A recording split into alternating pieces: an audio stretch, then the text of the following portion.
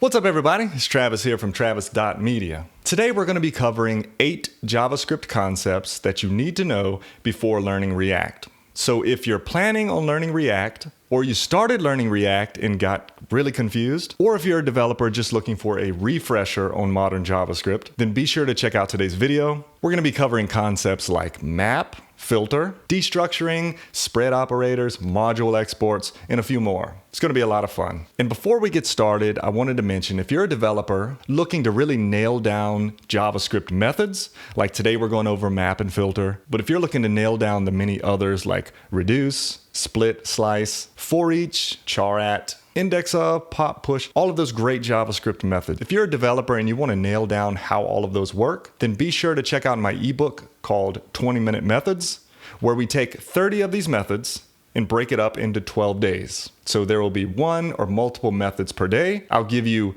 the definition and how they work, and some examples so you can work through them in your own code editor. Also included is a high-quality cheat sheet that has all of the methods with their parameters and definitions and how they work for you to print out and hang up by your desk for reference. So I'll put a link to that below. I think you'll find it really helpful. Now let's get started. So let's start it off with something basic, and that's going to be arrow functions. So arrow functions were introduced in ES6, and all they do, they allow you to write a shorter function syntax. So prior to ES6, you would say something like let sum equals, we're going to do a function that just adds two numbers together. So function x and y as your parameters, and you're going to return x plus y. Pretty basic, right? Well, with an arrow function, you can drop the word function. So you would write let sum equals, drop the function and just put your parameters. Then you add this arrow and then return x plus y. So it's essentially the same thing without the function and with this little arrow. Actually, it's an equals and then this greater than. But when you have this one-liner return statement, you can actually make it even easier. You can get rid of the bracket, get rid of the closing bracket, and the word return altogether. So let sum equals, here's your parameters, and the return statement's on the same line, doesn't need the word return, doesn't need brackets. So that's all arrow functions are. It just allows you to write a shorter function syntax. And you'll see it used like exclusively in React. Next, let's talk about module exports. So we have a default export and a named export. This was also introduced in ES6, and it trips people up on how to export and import these. Let me show you what I mean. So if you look at my primary component here, you'll see this line that says export default primary component. Now, when you see this, it basically means that you're exporting a single object. I'm exporting this whole component. And I can call it primary component, I can call it whatever I want.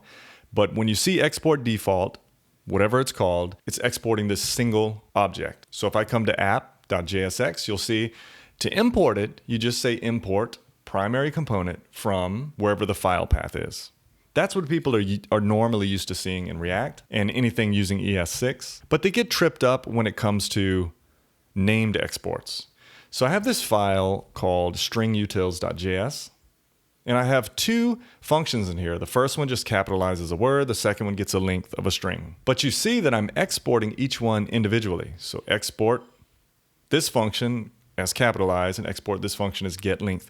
This is called named exports, and you can have multiple named exports in a file. And what makes this different when you import it is you have to put it in brackets, or curly braces, I guess I should say. So if I wanted to use this in my secondary component, I couldn't do import getLength. I actually have to put this in curly braces. I think I've said brackets, curly brackets, and curly braces. But anyway, whatever you call it. Import, you have to put this in curly braces to import that specific named export. So from utils, string utils.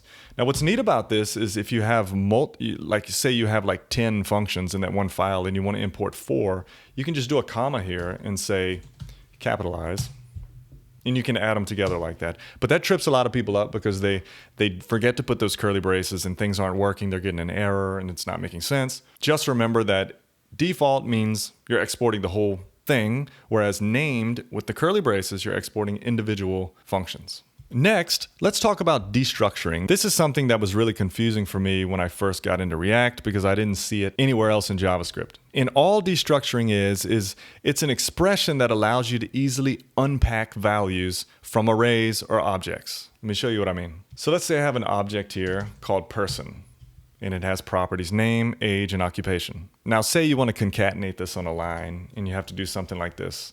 Hi, my name is person.name, and I'm person.age, and my occupation is person.occupation.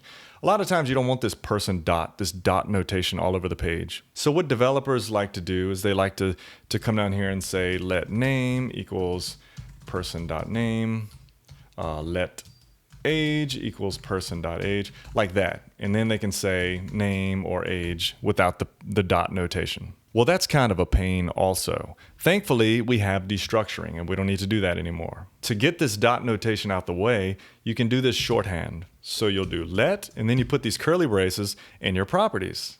Name, age, occupation equals person. Let me remove this. See how much easier that is? I didn't have to do all this dot notation. I can destructure or unpack these values from the object by simply doing this. Let name, age, occupation equals person. And just to test that, I can console.log name, and it should give me Bill. I don't have to do person.name. It's already destructured. So I'll save it, go to my app, in the console, Bill. So that works. Now let me show you how to destructure an array. Let's create an array called const vehicles equals, let's do Accord, Silverado, and Odyssey. And what we have is a car, a truck, and a van. Now again, developers like to do what I demonstrated earlier. They like to say const car equals vehicles 0. So at the 0 index of the array, which is going to be the Accord, const truck equals vehicles 1, and so forth. And they don't have to say vehicles bracket 0, vehicles bracket 1. They can just say car or truck. But with destructuring, again, this makes it easy to unpack in a one-line fashion.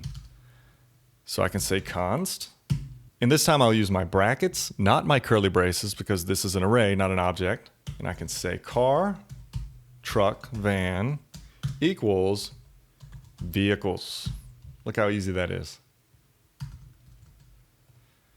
And again, I can console log just to check. Truck, save it. And over here, Silverado. So that's destructuring. And by the way, in React, you'll see that frequently. Well, you'll see it all over the place, but you'll see it a lot when using React hooks. You might see something like this. Const name get name equals use state. And how people use this is they have this name variable and they use get name to set the name variable. And all this is, again, is destructuring. It's making two new state variables, name and get name, with this name, the first value returned in use state, and get name, the second value returned in use state.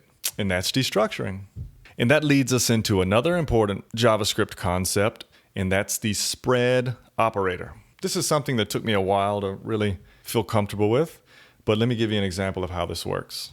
So let's do an array of numbers. And let's say 1, 2, 3, 4. And let's do another one. Const numbers 2. And that's going to be 5, 6, 7, 8. And with the spread operator, you can use 3 dots to essentially spread this array and do things like combine it or make a copy or things like that. So I can type const numbers combined. And I could do ... numbers 1, comma, ... numbers 2. And if I console that out, actually, I'm not going to console that. Actually, easier to come down here and just put it right here so we can see it on the page. So numbers combined, and we save it. And there it is, 1, 2, 3, 4, 5, 6, 7, 8. Now you could also do something like this. 4, 3, 2, 1. And then spread the other array to combine the two arrays. So if we check that out, 4, 3, 2, 1, 5, 6, 7, 8. Can also be used to make a copy of an array. Numbers 2. And that makes a copy of numbers 2. You should see that on the screen. Yep. And you can also use it for objects. So if I put down this circle object, so I have a circle object with the property of radius, property of style that has a nested color in it. If I want to clone that, clone circle, I can say ... circle. Whoops, forgot my equals. And this essentially spreads those values out into my new property here. And I'm actually going to console that one out. Clone circle, let me remove this.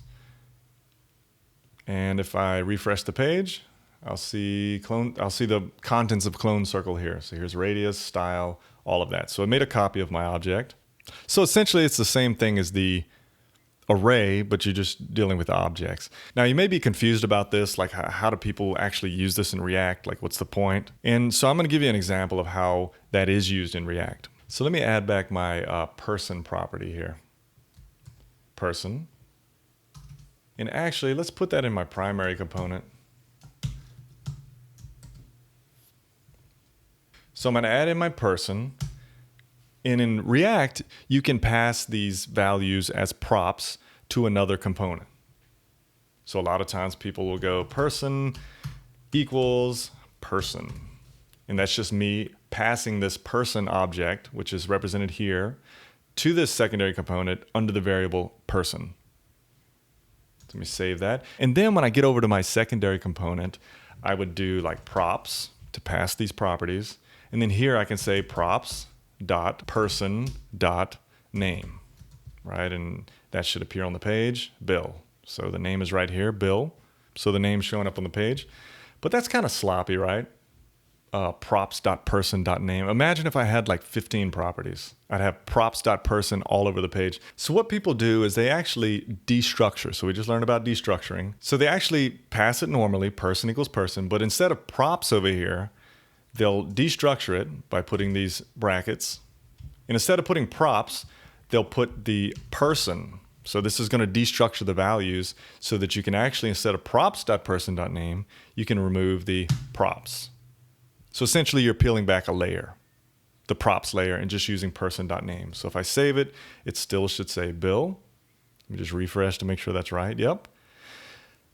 But regarding the spread operator, what people like to do also is instead of person equals person, they'll just put this ... person and spread those values into this property. Then you can peel another layer back, and instead of this person, you can actually say name, age, occupation. So instead of person.name, I can just do name, check it on my page, and there's Bill. And that's the spread operator. Basically, the spread operator, it allows you to spread out elements of an iterable object, such as an array or a map or a set. It's also used for copying something like an array or concatenating, inserting an array into another array, and even pushing values onto the end of an array, things like that. So another JavaScript concept you need to know is called the Nullish coalescing operator. Let me give you an example of that. So let's say I have let flag equals false. So I have a Boolean here. And just for kicks, I'll just do let num equal 5. Just something to let us test this out. And before we talk about the nullish coalescing operator, let me go over the ternary. So you probably already know the ternary. Like if you have a if num is less than 5, return true, else return false. So here's your traditional if-else statement. A ternary operator is going to do this shorthand. So that goes the expression, so num is less than 5, and this question mark for the if num is less than 5, true, else false. This is the ternary operator. You'll see this everywhere in React, and you'll see it often like this. People will put it on different lines. Either way, it's the same thing. So this is your if-else statement. If num is less than 5, return true.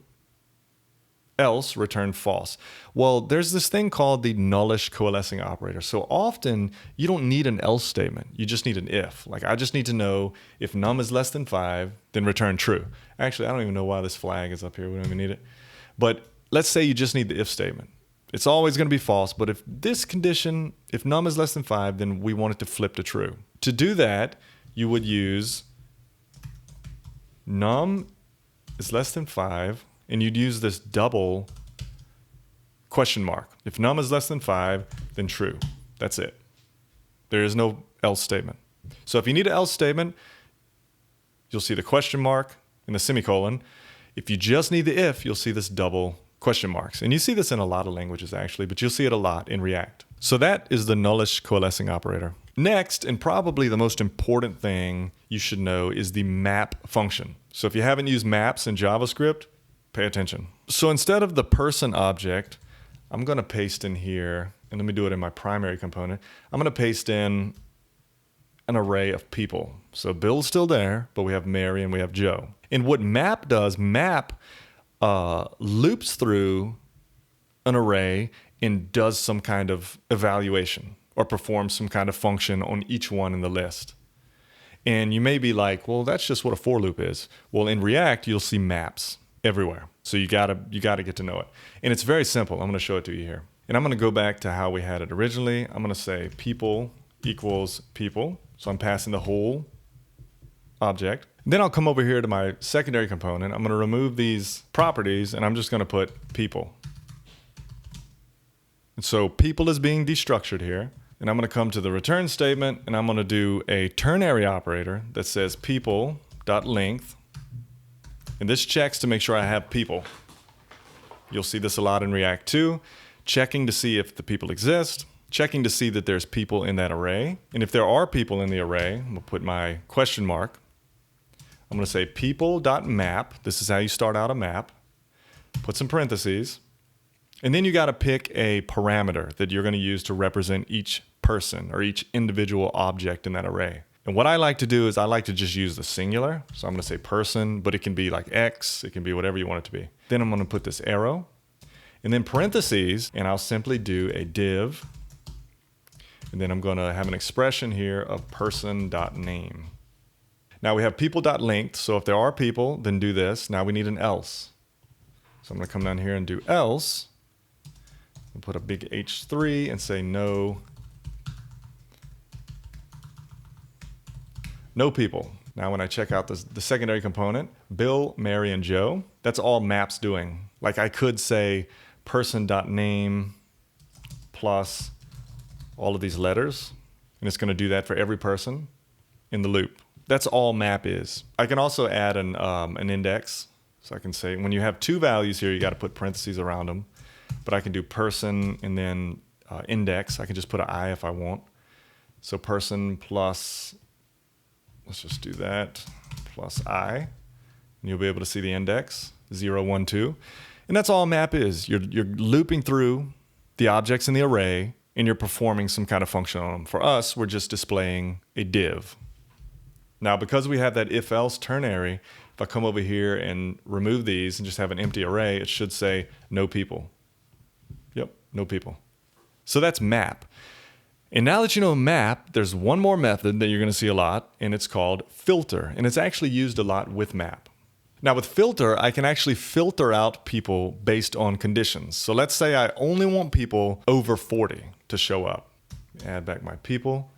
And the way to do that is it's simply just people, instead of .map, it's people.filter. And you do the same thing. You got to have a parameter to represent each person in the array. I'm going to use person again.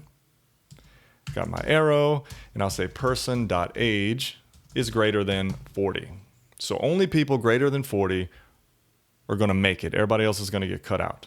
And the reason why I just put this in here arbitrarily is because a lot of times you'll see it used with map. So I can take out the last part of this, and I can say people.map. But before that, I can chain the two together. People.filter, it's going to leave me with one person. Only Mary is over 40. It's going to leave me with one person, and then it's going to display Mary plus her index, which is going to be 0. Yeah, Mary 0, because she's the only one that's been filtered out. So that's map and filter, which you should get really used to using.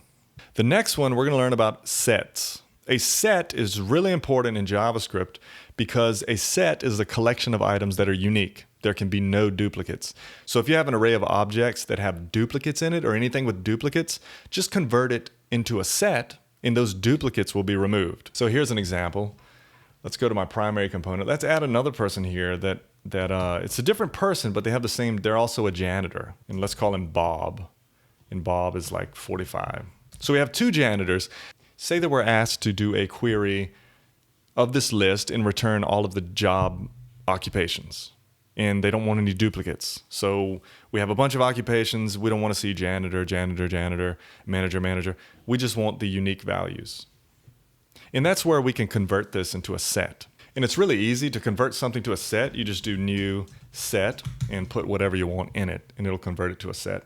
So we can come over here, and you might think it's as easy as, let me remove this filter, put the map up here to make it look normal again.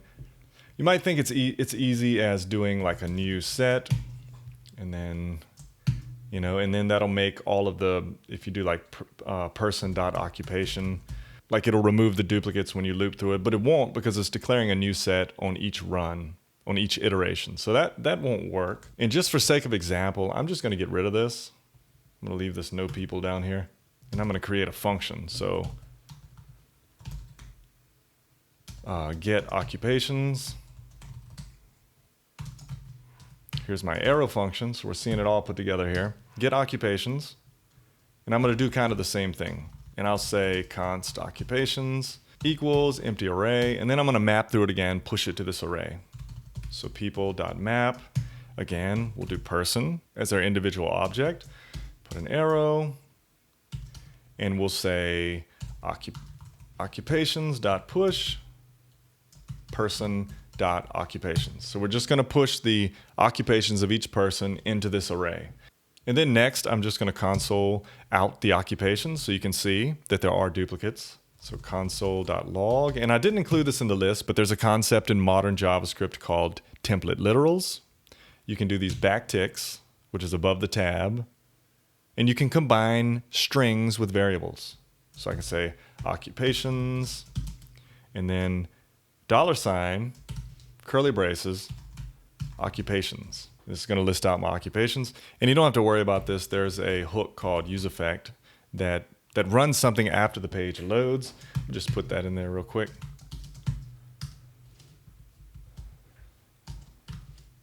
And so I'm actually going to call my function here. And then let's save it. And we have an error, occupations 3 commas. Let's see what's going on. It's actually occupation. So make sure you put person.occupation. But if you save that, you'll see the list here. Developer, manager, janitor, janitor. So we want to make this unique. And to do that, let's copy this. And you just put new set, wrap that in, and put occupations as the argument and save it. Let's check out our page, reset. And you see developer, manager, janitor. And now we have occupations object set. So it's actually an object. And what we do to fix this, and what people do with sets, is that they spread it out into an array. So you should know how to do that by now. Just put some brackets around it. And 3 dots. And it's going to take this occupations array, create a clone, but spread it out as a new set. Now when we save this, and go look at the console, we have developer, manager, janitor once. So we have unique values. So just to recap, anytime you want unique values, convert it to a set. And that's it. There are other things we could talk about, but I think those 8, if you nail them down, you'll have a much, much easier time learning React and understanding JavaScript, especially ES6 as a whole. Hope you enjoyed the video. I'll see you in the next one.